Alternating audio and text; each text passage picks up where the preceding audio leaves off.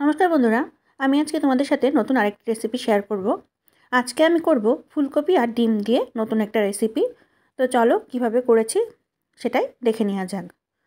তো আমি প্রথমে ফুলকপিগুলো কেটে নিয়েছি, কেটে ধুয়ে নিয়েছি। আমি একটু সামান্য গরম জল এটাকে 2-3 মিনিটের জন্য ভাপ দিয়ে নিয়েছি। এখন এই ভাপ দেওয়া ফুলকপিগুলোকে আমি একটা গ্রেটারের সাহায্যে গ্রেট করে নেব। সবগুলো ফুলকপি যতগুলো নিয়েছি সবগুলো আমি গ্রেট করে নেব, ঠিক এরকম করে। সবগুলো ফুলকপি আমার গ্রেট করে নেওয়া হয়ে গিয়েছে। এখন এর ভিতরে আমি একটা ডিম দিয়ে দিলাম স্বাদ অনুযায়ী লবণ, দিলাম হলুদ গুঁড়ো, জিরার গুঁড়ো, ধনিয়ার গুঁড়ো, গরম মশলা গুঁড়ো, কাঁচা লঙ্কা কুচি, দিলাম পেঁয়াজ কুচি, সামান্য চিনি, আর দিচ্ছি কোট করার জন্য বেসন আমি 2 চামচ দিয়েছি, পরে লাগলে আরও দেবো। আমি এভাবে করে মেখে নেব। মেখে নেওয়ার সময় মিশ্রণটা আমার একটু পাতলা হয়ে গিয়েছিল, এর জন্য আমি আরও 3 চামচের মতো বেসন দিয়েছিলাম। ঠিক এরকমটা হবে। তোমরা চাইলে আরেকটু বেসন দিয়ে আরও গাঢ় করে নিতে পারো। আমি এরকমটাই রেখেছি। এখন কড়াইতে তেল দেওয়ার পরে তেলটা গরম হয়ে এলে পরে আমি ঠিক এরকম করে করে বড়ার আকারে সবগুলো মিশ্রণ এইভাবে করে দিয়ে ভেজে নেব। এক পিঠ ভাজা হয়ে গেলে পরে উল্টে দেব, উল্টে আর এক পিঠ ভেজে নেব। এটা কিন্তু গরম ভাতের সাথে শুধুও খাওয়া যায় এবং বিকালের চার সাথেও কিন্তু এই নাস্তাটা খুব ভালো যায়। তো সেই ক্ষেত্রে আরেকটু কড়া করে ভেজে নিতে হবে। ভাজা হয়ে গিয়েছে আমার 2 পিঠ, আমি তুলে নিলাম। এখন ওই তেলে আমি জিরা ফোড়ন দিলাম তেজপাতা আর দারচিনি এলাচ ফোড়ন দিয়ে দিলাম আলু দিয়ে এর ভিতরে খুব ভালোভাবে আলুটাকে একটু ভেজে নেব।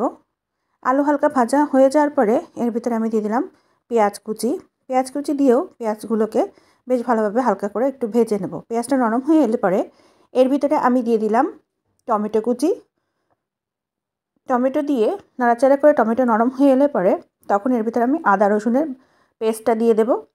দিয়ে আবারও খুব ভালোভাবে সব কিছুর সাথে মিক্স করে নেব, যাতে আদা রসুনের কাঁচা গন্ধটা চলে যায়। সামান্য একটু জল দিয়ে দিলাম যাতে মশলাটা পুড়ে না যায়। এখন এর ভিতরে আমি দিচ্ছি স্বাদ অনুযায়ী লবণ, লঙ্কা গুঁড়ো, হলুদ গুঁড়ো, জিরার গুঁড়ো, ধনিয়ার গুঁড়ো আর কাশ্মীরি রেড চিলি পাউডার দিয়ে এখন মশলাটাকে বেশ ভালোভাবে আমি কষিয়ে নেব। মশলাটা কষা হতে হতে আমি এখানে সামান্য একটু চিনিও দিয়ে দেব। দিয়ে মশলাটাকে বেশ ভালোভাবে আমি একটু কষে নেব, একটু সময় নিয়ে কষে নেব।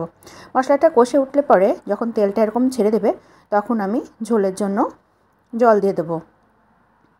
ঝোলের জন্য জল দিয়ে বেশ ভালোভাবে জলের সাথে সব মশলাগুলো আমি নাড়িয়ে চাড়িয়ে দেবো, যাতে সব কিছু ঠিকঠাকভাবে মিশে যায়।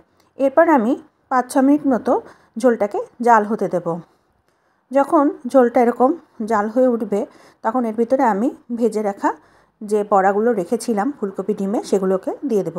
দিয়ে এরকম খুন্তির সাহায্যে নেড়ে চেড়ে উল্টিয়ে পাল্টিয়ে দেব বেশ ভালোভাবে, যাতে ঝোলের ভিতরে বড়াগুলো ডুবে যায় এবং মশলাগুলো যেন সব ঢুকে যায় এর ভিতরে। নামানোর আগ দিয়ে মানে আমি 2-3 মিনিটের থেকেও একটু বেশি জাল করে নেব। নামানোর আগ দিয়ে আমি একটু ঘি আর গরম মশলা দিয়ে একটু নাড়িয়ে চাড়িয়ে নেব এবং গ্যাসের চুলাটা বন্ধ করে দেব। এখন আমি নামিয়ে পরিবেশন করে নেব। এটা কিন্তু খেতে খুব ভালো হয়, তোমরা একবার ট্রাই করে দেখতে পারো রেসিপিটা। তো আমার ভিডিওগুলো যদি তোমাদের ভালো লেগে থাকে তাহলে অনুরোধ রইল আমার চ্যানেলটি সাবস্ক্রাইব করে আমার পাশে থাকার জন্য। তো আজকের মতো এটাই ছিল আমার তোমাদের সাথে শেয়ার করা রেসিপি। তো আজকে এখানেই আসছি, ভালো থেকো, টাটা।